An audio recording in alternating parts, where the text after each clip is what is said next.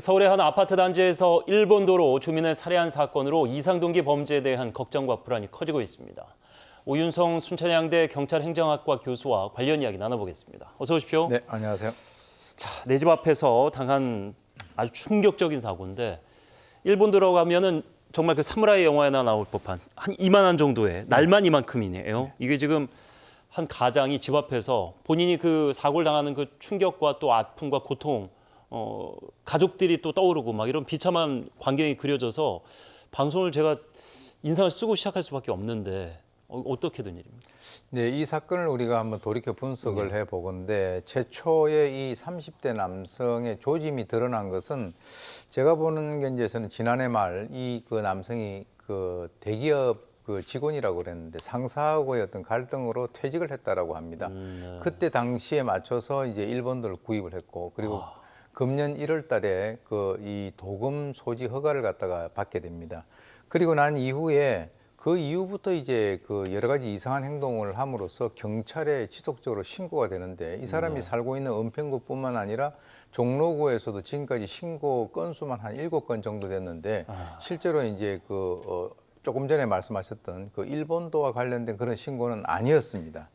그렇지만은 이제 아마 공식적인 것이 7건이니까 또 추가적으로 더 있었을 수도 있는데 사실 이제 이 사람이 좀 위험 인물로 그러면 좀 관리가 됐어야 되지 않느냐라고 하는 그런 그 의견도 나오는데 사실 이제 그 현행법상에 있어서 이것만 가지고 이 사람을 갖다가 위험 인물로 우리가 간주를 하고 관리를 할 수 있는 그런 사항은 안 되는 그 과정에서 이 사건이 발생이 된 거죠. 말씀하신 대로 이제 7번 중에 한 번이라도 누가 좀 위급하게 신고하고 경찰 출동해서 들여다봤으면 하는 안타까움, 사후 약방문입니다. 문제가 좀 있어 보이죠, 이 사람. 발언이 조금 마약 검사를 거부했다고 하는데 왜 거부했냐고 하자 비밀 스파이들 때문에. 그러니까 이게 과대망상인데 보통 이제 누군가 나를 감시하고 있다. 전형적인 이제 정신착란 증상 등 환자들이 이런 모습들 많이 보이는데 피해자에게 죄송한 마음 없냐. 여기서 이제 충격이죠. 그 사람이 뭐 잘못한 것도 없는데. 죄송하다는 말 한 번 정도 이제 정신 차렸다면 그 상황에서 이제 빠져나왔으니까요. 자기가 저지른 일에 대한 이제 상황 인식이 전혀 없어도 보이고요. 일단 이 사람은 정신병력은 없는 것으로 알려졌습니다. 예. 그래서 이제 이번에 그 언론에 노출됐을 때 한 여러 가지 얘기들이 왜 그러면 구입을 했느냐, 왜 그걸 들고 나왔냐라고 하니까 뭐 중국 스파이 운운하는 그런 얘기를 갖다 했었고요.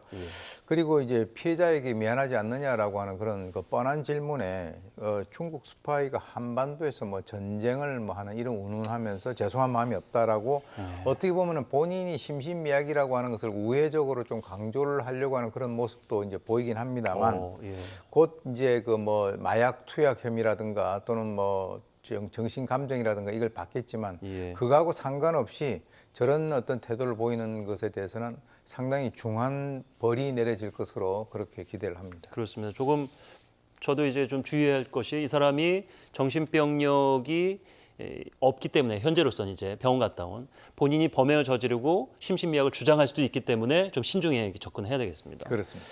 자, 일본도를 사용한 범죄가 이번이 처음이 아닌데 저는 그런 칼이 날이 그냥 무딘 그냥 쇠로만 된 사람을 벨 수 없는 칼인 줄 알았더니 정말 이제 이번 사건을 보면서 굉장히 위험한 무기라는 걸 알게 됐는데 운전면허증만 가지면은 이것을 보유할 수 있는 허가증이 나온다는 얘기 아니에요? 지금 현재 그 현행법상에 있어서 이 도금은 그 총포 도금 화약류 관리에 관한 법률에 의해서 관리가 되고 있습니다. 네. 그래서 지금 이제 사실 이번에는 일본도가 얘기가 됐습니다만 칼날 길이가 15cm 이상이 되는 칼금 창 같은 경우는 모두 이제 거기에 해당이 되고요. 단 이제 참고적으로 가정집에서 사용을 하고 있는 주방용 식칼 같은 경우는 식품위생법 그리고 수입 식품안전관리특별법에 의해서 따로 관리가 되고 있습니다. 그런데 사실 이번에 이 일본도에 의한 살인 사건이 발생이 됐습니다만은 회칼에 의한 그 살인 발생이 훨씬 더 많은 건 사실이죠.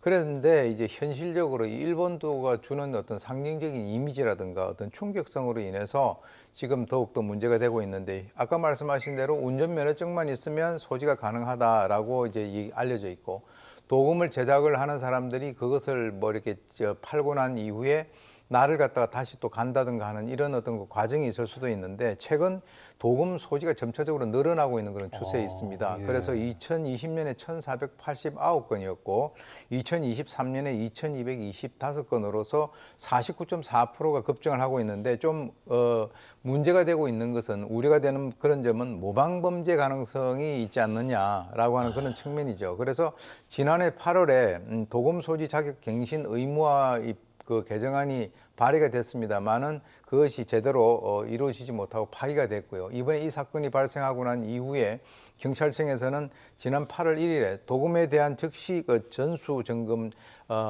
제도를 갖다가 개선하겠다라고 해서 범죄 경력이라든가 가정폭력 어떤 경력이라든가 이런 여러 가지 것들을 갖다가 종합을 해가지고 소지 허가 적정 여부를 확인하겠다. 그리고 신규로 이제 그 소지 허가를 하는 사람들에 대한 절차를 강화하겠다라고 이렇게 밝혔습니다.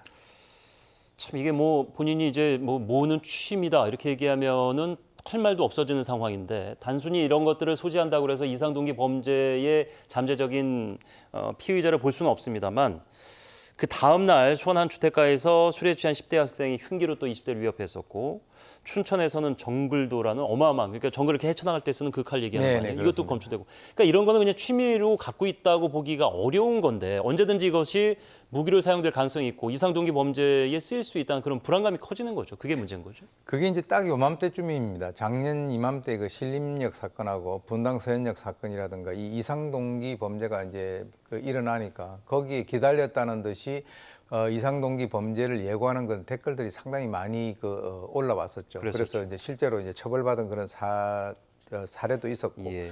당시에 이제 경찰 같은 경우는 이제 순찰을 강화하기 위해서 형사 기동대 조직 같은 것을 개편을 해가지고 뭔가 좀 막아보겠다라고 하고 있긴 있습니다만은 지금 이제 총 이상동기 범죄가 53건 정도 발생했는데 그 중에서 살인 5건, 살인 미수 6건, 상해, 폭행 이런 식으로 이제 그 발생이 됐는데 사실 이게 참 예방이라고 하는 것이 말대로 그렇게 쉬운 것이 아니다라고 하는 그런 어떤 현실 때문에 이런 일이 발생할 때마다 어떻게 보면 사후 약방문 같은 그런 어떤 대처를 할 수밖에 없지 않느냐라는 생각이 듭니다. 예.